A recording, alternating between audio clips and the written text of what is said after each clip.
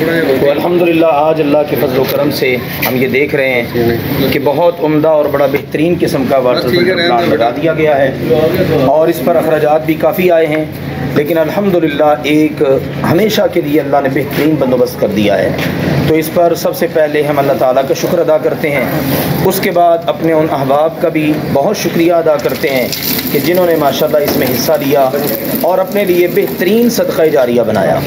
सैयदना साद रज़ियल्लाहु ताला अन्हु उनकी वालिदा मोहतरमा वफ़ात पा गई, तो नबी अकरम सल्लल्लाहु अलैहि वसल्लम की खिदमत में हाज़िर होकर अर्ज़ करने लगे कि मैं अपनी अम्मी जान की तरफ से सदका करना चाहता हूँ, तो मुझे बताइए सबसे बेहतरीन और अफजल सदका क्या है।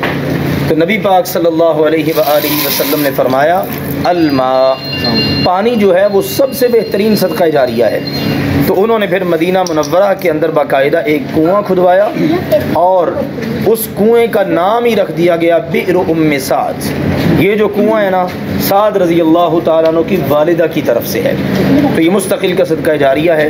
हम उन अहबाब के लिए दुआ गो हैं जिन्होंने माशाल्लाह ये अमल किया। अब यहाँ की आबादी के अहबाब हम भी इंशाल्लाह अपने तय कोशिश जारी रखेंगे।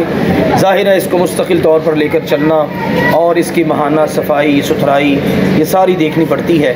उसके अखराजात को भी हम सब मिलकर इंशाल्लाह मुस्तकिल तौर पर लेकर चलें। जो बड़ा ख़र्च था अल्लाह ने उसका बंदोबस्त कर दिया अल्हम्दुलिल्लाह। अल्लाह सुब्हानहू व तआला आप सबको हम सबको जज़ा दे और इसी तरह से हम खिदमत इंसानियत के काम अल्लाह के फज़ल व करम से करते रहें। व आखिरु दावाना अनिल हम्दुलिल्लाहि रब्बिल आलमीन।